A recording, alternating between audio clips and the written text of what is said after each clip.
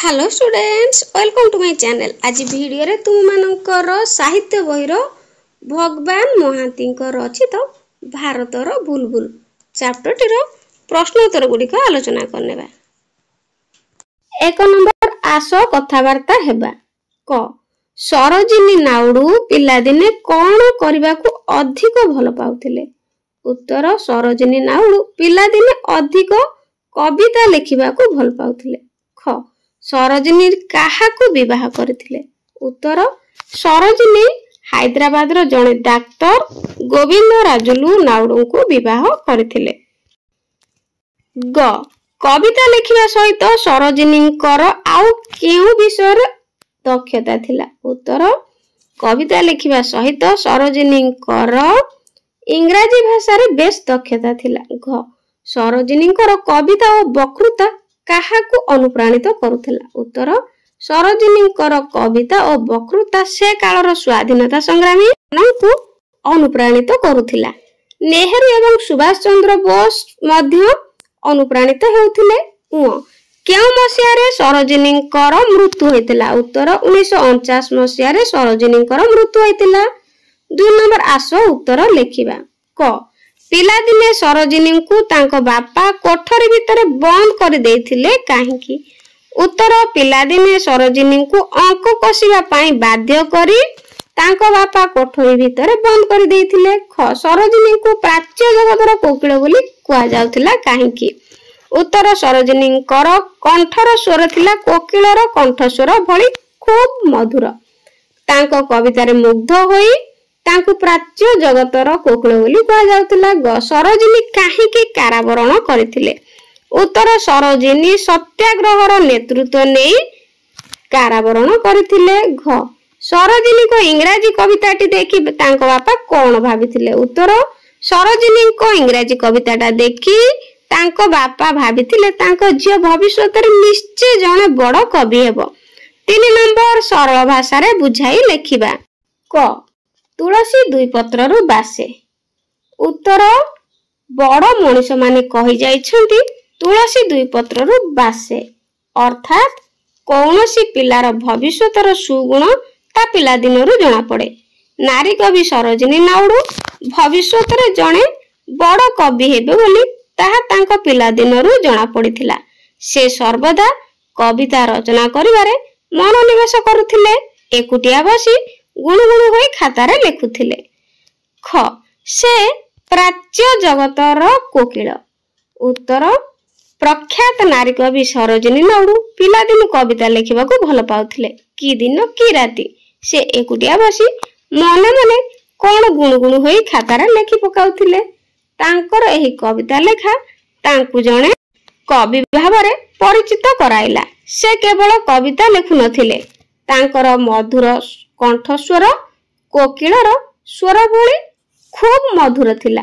से कविता गुडी को मधुर स्वर रे गाइबा द्वारा तांको समस्तक हृदय को स्पर्श करि पारथिला। तेणु तांको प्राच्य जगतर कोकिल बोली समस्ते कहूतिले। प्रकृत रे से थिले प्राच्य जगतर कोकिल।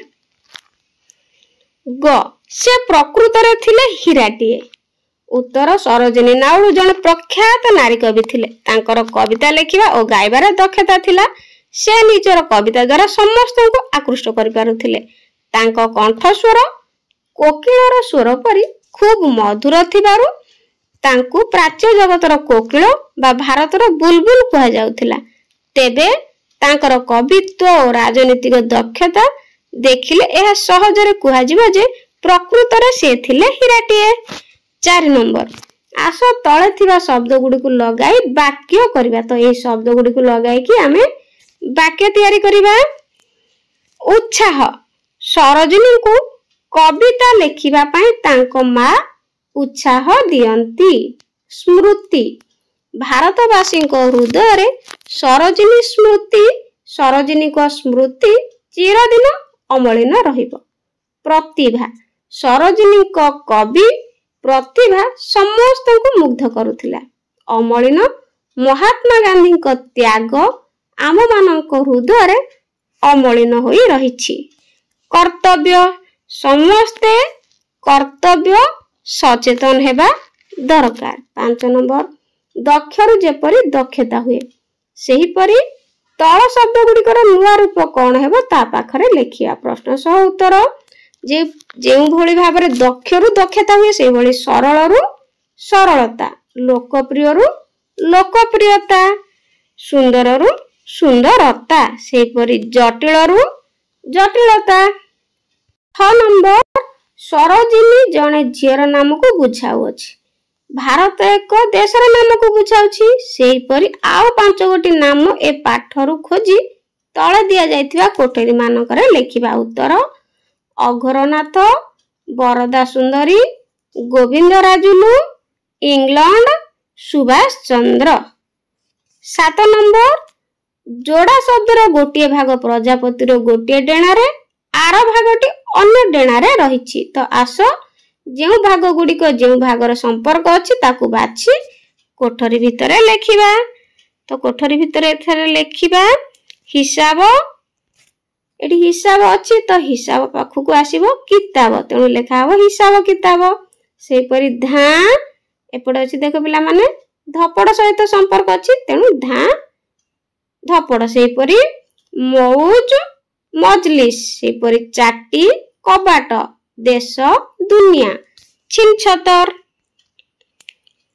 8 नंबर बनान थिबा शब्द टिकु तळ कोठरी रे लेखिबा। जे गुड़िकर बनान ठीक अछि तो से गुड़िकु कोठरी लेखिबा। अधिवेशन, प्रशंसा, साहाଯ୍य, सरोजिनी। 9 नंबर निम्न उत्तर गुड़िक पाइबा पई गोटे गोटे प्रश्न तैयारी करबा। तो एठारे उत्तर अछि पिला माने हमें प्रश्न तैयारी करबा। क सरोजिनी को पिता नाम अघरनाथ चट्टोपाध्याय। तो प्रश्न हबो सरोजिनी को पिता नाम कौन। ख झीटी अंक न कसी लेखि पकाइला गोटे कविता। तो प्रश्न हेबो झीटी अंक न कसी कौन कला। ग कविताटी इंग्राजी भाषा रे लेखा होइथिला। प्रश्न कविताटी केउ भाषा रे लेखा होइथिला। घ 1914 मसिया रे प्रथम थर पई सरोजिनी गांधी जी को भेटिले। प्रश्न केबे प्रथम थर पई सरोजिनी गांधी जी को भेटिले। भारत स्वाधीन हेला परे से उत्तर प्रदेश रो राज्यपाल हेले। प्रश्न केबे से उत्तर प्रदेश रो राज्यपाल हेले। 10 नंबर गले को जेपरि गमन कले लेखा जाई पारुछि सेही परि निम्न रे थिबा शब्द गुडी को लेखिबा। जेपरि गले रु गमन कले तो सेही भଳି देखिले रु दर्शन कले, सोइले शयन कले, सुनिले श्रवण कले, काटिले कर्तन कले। 11 नंबर मु गली तुमे गल से गला सेही परि कोन हेबो लेखिबा। मु खाइली तुमे खाइलो, से खाइला, मु बसिली तुमे बसिलो, से बसिला, मु लेखिली तुमे लेखिलो, से लेखिला। तो पिला माने वीडियो टी केमती लागिला कमेंट रे निश्चित जणाइबो। भल लागितले लाइक कर दबो। आज पई रहउची गॉड ब्लेस यू।